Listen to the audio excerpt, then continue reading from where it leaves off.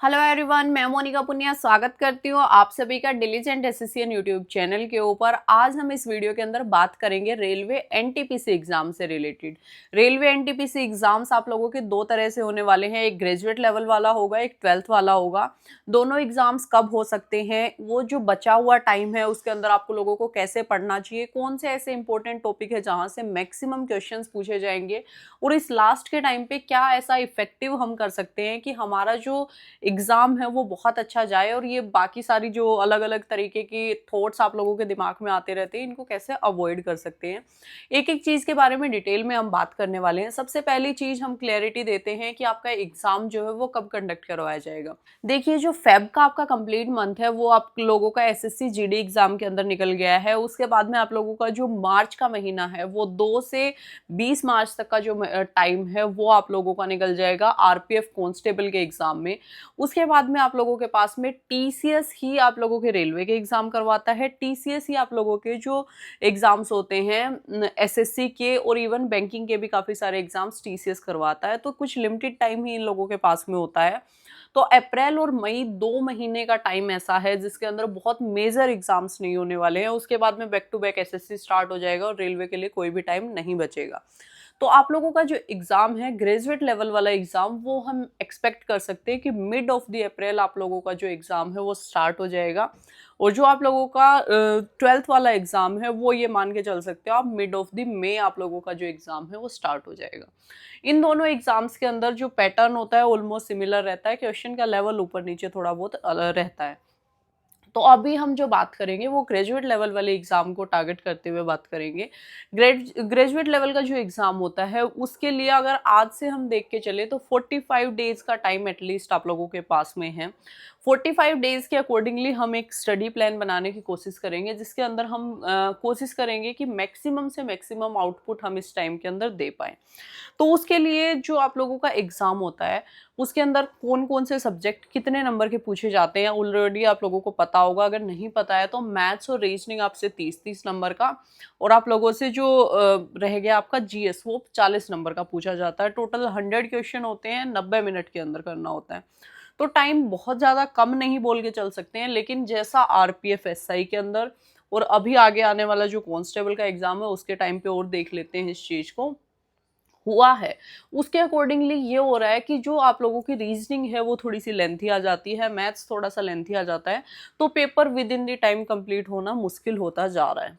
तो इन सारी चीज़ों को कैसे हम टैकल कर पाएंगे, उसके लिए हमारा एक इजी सॉल्यूशन है कि डेली बेसिस के ऊपर अगर हम मॉक टेस्ट लगाए तो हम जो इस प्रॉब्लम का सॉल्यूशन है वो बहुत आराम से कर सकते हैं। कि अपना जो मॉक टेस्ट अगर हमने अटेम्प्ट किया तो हमारा टाइम मैनेजमेंट बहुत अच्छा हो जाएगा।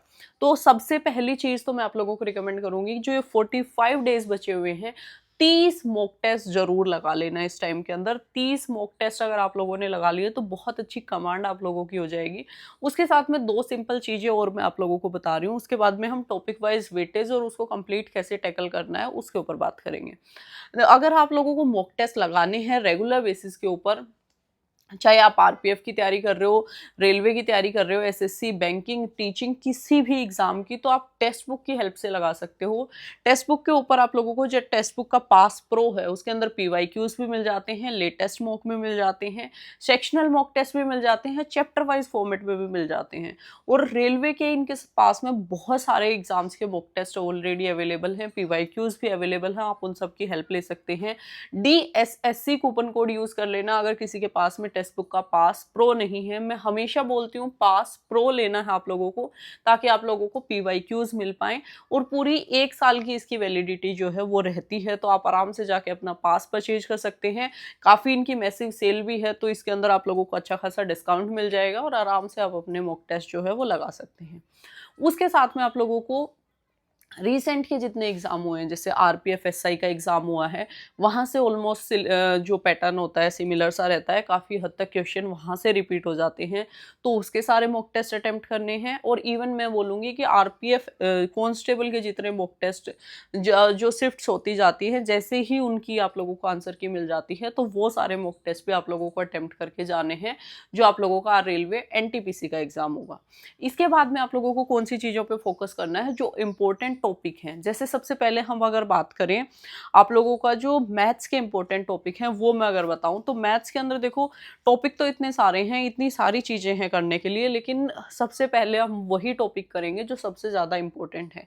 जिन्होंने ऑलरेडी सारा चीज़ें कर रखी हैं वो रिवाइज करने के लिए इसको यूज़ कर सकते हैं, जिन्होंने नहीं किया है वो ये देख सकते हैं कि कौन सा टॉपिक इंपॉर्टेंट है और उन्हीं टॉपिक को सबसे पहले करें। परसेंटेज से आप लोगों के काफ़ी अच्छे क्वेश्चन पूछे जाते हैं, प्रॉफिट एंड लॉस से 2 से 3 क्वेश्चन, रेशियो से 2 क्वेश्चन। एवरेज एक ऐसा टॉपिक है जो one of the most important topic है आप लोगों के जो रेलवे के एग्जाम्स होते हैं। आरपीएफ एसआई में मैंने देखा कि 5-5 क्वेश्चन तक एवरेज से पूछे गए हैं और यहाँ भी आप लोगों के एवरेज से अच्छे क्वेश्चन पूछे जाएंगे। इसके अंदर थोड़ा सा कैलकुलेटिव क्वेश्चन आप लोगों से पूछ लिया जाता है, तो कैलकुलेशन अच्छी रखना। एवरेज को तो सबसे पहले पढ़ना आप लोगों को। टाइम एंड वर्क से आप लोगों के 2 क्वेश्चन पूछे जाते हैं, टाइम स्पीड एंड डिस्टेंस से 1 से 2 क्वेश्चन पूछे जाते हैं, नंबर सिस्टम से 3 से 4 क्वेश्चन पूछ लिए जाते हैं। इसके अंदर फ्रैक्शन भी आप लोगों को देख लेना है और डिविजिबिलिटी रूल और एलसीएम एचसीएफ, ये 3 चीज़ों के ऊपर मेजर फोकस करते हुए देखना है। सिंप्लीफिकेशन बहुत सिंपल है और 3 से 4 क्वेश्चन पूछ लिए जाते हैं। मेंसुरेशन के 2 से 3 सारे फॉर्मूला बेस्ड क्वेश्चन होते हैं।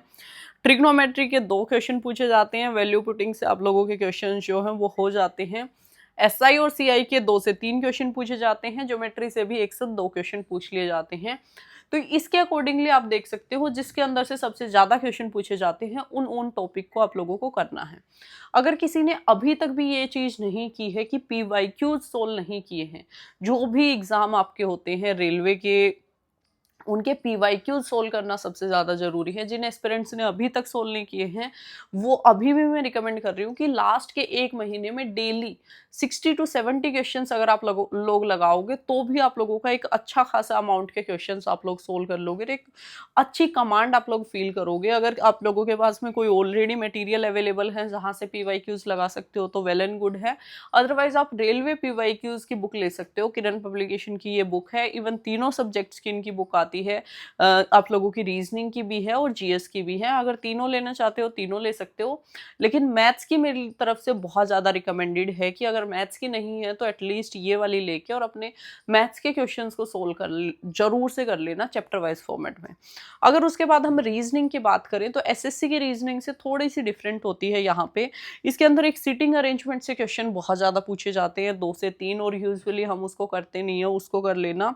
उसके बाद में आपकी पजल भी आती है 1 से 2। उसके बाद में आप लोगों का आर्ग्यूमेंट एंड अजम्पशंस, ये भी 3 से 4 क्वेश्चन आते हैं। ये 3-4 टॉपिक ऐसे हैं जो यूजुअली एसएससी के एग्जाम्स में नहीं पूछे जाते हैं, इनको कर लेना। बाकी जो आपका सिलोलिज्म है, आप coding decoding, number series, mathematical operations, analogy और वेन डायग्राम, ये 6 से 7 टॉपिक ऐसे हैं जिनके क्वेश्चंस आप लोगों को थोड़े से दिक्कत कर सकते हैं एग्जाम के अंदर।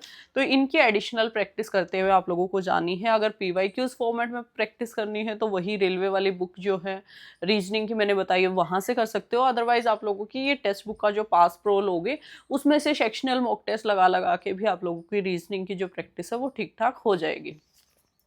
उसके बाद में अगर हम बात करें जीएस वाले सेक्शन की, तो जीएस वाले सेक्शन के अंदर 40 क्वेश्चंस पूछे जाते हैं और इन 40 क्वेश्चंस में से मैक्सिमम क्वेश्चन कहाँ से आते हैं वो मैं आप लोगों को बता दूं। हिस्ट्री से 3 से 4 क्वेश्चन आते हैं, इकोनॉमिक्स में 2 से 3 क्वेश्चन आते हैं, पॉलिटी में 4 से 5 या 5 से 6 क्वेश्चन भी आ जाते हैं, ज्योग्राफी में 2 से 3 क्वेश्चन आते हैं, स्टैटिक जीके के 3 से 4 क्वेश्चन आते हैं, करंट अफेयर्स के 7 से 8 क्वेश्चन आप लोगों को देखने को मिल जाते हैं और साइंस के 7 से 8 क्वेश्चन टोटल आप लोगों को देखने को मिलते हैं।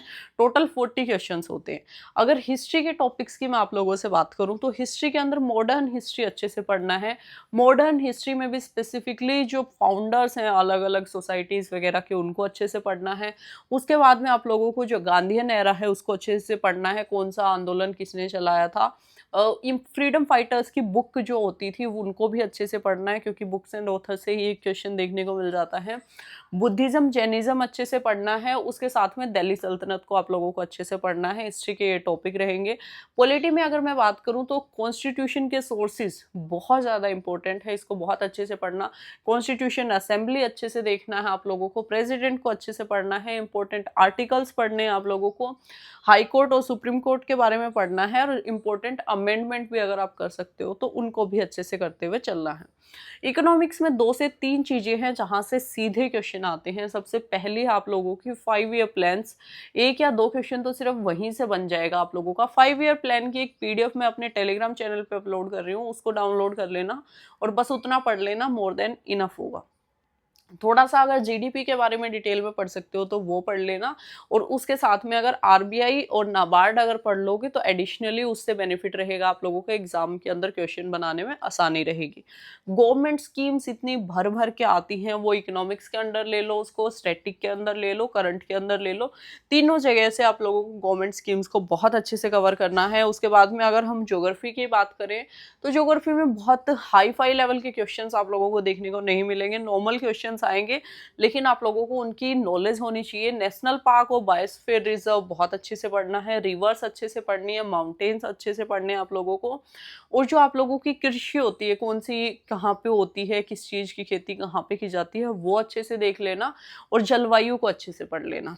उसके बाद में अगर हम करंट अफेयर्स की बात करें, गवर्नमेंट स्कीम्स जितनी अच्छे से रट सकते हो रट लेना। उसके बाद में आप लोगों की अपॉइंटमेंट्स, फेमस पर्सनैलिटी, स्पोर्ट्स और अवार्ड्स, ये 5 टॉपिक ही ऐसे हैं जहाँ से मैक्सिमम क्वेश्चन आप लोगों को एग्जाम में आएंगे।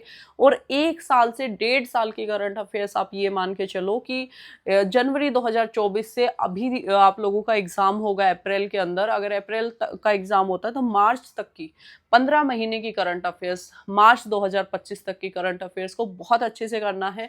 पूरा जो पिछले 1 साल की करंट अफेयर्स की पीडीएफ मैंने अपनी टेलीग्राम पे डाली हुई है, वहां से जाके डाउनलोड कर लेना, उसको पढ़ लेना। उसके साथ साथ में कुछ मंथली वीडियोस आप देख सकते हो, उससे कर सकते हो। अगर स्टैटिक जीके की बात करें, बुक्स एंड ऑथर से क्वेश्चन आता है आप लोगों का, म्यूजिशियन से रिलेटेड क्वेश्चन आता है, अलग अलग वाद्य यंत्र कौन सा इंस्ट्रूमेंट कौन बजाता है, इससे रिलेटेड जो क्वेश्चन है वो काफ़ी देखने को मिलते हैं आप लोगों को। उसके साथ में आप लोगों को जो स्पोर्ट्स की स्टैटिक जीके है वहाँ से भी क्वेश्चन देखने को मिलते हैं। तो ये कुछ ऐसे टॉपिक मैंने आपको बताए हैं जो आपको करने ही करने हैं। इसके एडिशनल भी एक्स्ट्रा टॉपिक्स आप कर सकते हो, जो भी आपको लगता है कि हाँ यहाँ से क्वेश्चन आप लोगों के एग्जाम के अंदर देखने को मिल रहा है। उसके साथ में अभी सारे इंपॉर्टेंट टॉपिक बता दिए, क्वेश्चंस कहाँ से पूछे जाते हैं वो बता दिए। अब एग्जैक्टली करना कैसे चाहिए, एक मास्टर प्लान क्या होना चाहिए, वो मैं आपको समझा देती हूँ। सबसे पहले आप लोगों को ये सारी चीज़ें, एक अपना जो पूरा रोड मैप है वो आप लोगों को एक कॉपी के अंदर तैयार करना है। इस रोड मैप को कैसे तैयार कर सकते हो, इस पेज के अंदर जैसे आपने जीएस का कंप्लीट लिख लिया कि जीएस के अंदर आप लोगों को क्या क्या करना है, सारे इंपॉर्टेंट टॉपिक लिख लिए, उसके आगे डे लिख लिया, अगर पर्टिकुलर डेट के ऊपर लिखना है तो वो ठीक है, अदरवाइज एक लाइन से आप लोगों के पास में ट्रैक करने के लिए होगा कि सारे इंपॉर्टेंट टॉपिक को सबसे आगे लिखो, उनके ऊपर फिर टिक करो, हर डेली एक टारगेट फिक्स करो कि आज मुझे ये टॉपिक करना है, आज मुझे ये करना है और आज मुझे ये टॉपिक करना है। उसके बाद में आप लोगों को ऐसे ही एक मैथ्स का पेपर बनाना है, उसके ऊपर सारे इंपॉर्टेंट टॉपिक लिख लेने हैं, और ऐसे ही रीजनिंग का बनाना है। तो इससे क्या होगा, आप अपना पूरा ट्रैक कर पाओगे, एक एक टॉपिक को निशान लगा पाओगे कि मेरा ये टॉपिक हो गया है और अभी ये वाला टॉपिक मेरा रहता है। तो उसके अकॉर्डिंगली आप अपने अच्छे से पूरे प्लान को बना पाओगे और ट्रैक कर पाओगे। दूसरा, डेली अपना स्टडी प्लान बनाना स्टार्ट करो। हर सेक्शन से एक एक इम्पोर्टेंट टॉपिक उठाओ और उसको ये डिसाइड करो कि आज मुझे इस टॉपिक को कंप्लीट करना है। उसके साथ में तीसरी चीज़, डेली एक मॉक टेस्ट प्रैक्टिस करना स्टार्ट करो। मैंने अभी भी आप लोगों को बोला है कि एटलीस्ट 30 मॉक टेस्ट आप लोगों को लगा लेने हैं। अगर 30 से ज़्यादा लगा सकते हो तो बहुत ही अच्छी चीज़ है। 40 के अराउंड तो 45 दिनों में आराम से लगा भी सकते हो, कोई बहुत बड़ी चीज़ नहीं है। डेली एक मॉक टेस्ट लगाओ, उसकी बहुत अच्छे से एनालिसिस करो और उस मॉक टेस्ट के अंदर अपना एक प्लान बनाओ कि मुझे एग्जैक्टली एग्जाम कैसे अटेम्प्ट करना है। वो सारी चीज़ें जब आप उसके अंदर फॉलो करोगे तो बहुत आराम से आप लोगों का जो एग्ज़ाम है वो अच्छा जाएगा। इन तीनों चारों चीज़ों के साथ साथ में आप लोगों को कुछ इंपॉर्टेंट क्वेश्चंस या इंपॉर्टेंट कॉन्सेप्ट जो होते हैं, जो आप लोगों के मॉक टेस्ट में यूजुअली गलत होते रहते हैं, उनके लिए भी एक कॉपी के अंदर एक सेक्शन बना लेना है जहाँ पे वो सारे क्वेश्चंस नोट करते हुए चलना है और उनको बार बार रिवाइज करते हुए चलना है। जब भी आपका एग्जाम आने से कुछ टाइम बचे तो उनको रेगुलर बेसिस के ऊपर रिवाइज करना स्टार्ट कर देना, ताकि आप लोगों की जहाँ पे गलतियाँ होती हैं वो टॉपिक आपको पता हो कि इस टाइप के क्वेश्चन में गलती होती है, वैसे टाइप का अगर क्वेश्चन पेपर में आता है, तो आप कॉशियस होकर उस क्वेश्चन को करो और उसका कॉन्सेप्ट आप लोगों को अच्छे से याद रहे, उसके लिए आप उसकी मल्टीपल रिविजन्स कर सकते हो।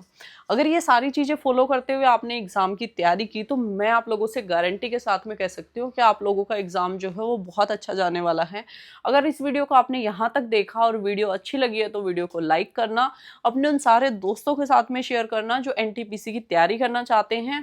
Thank you so much for watching this video. फिर मिलेंगे किसी और वीडियो में, तब तक के लिए जय हिंद, जय भारत।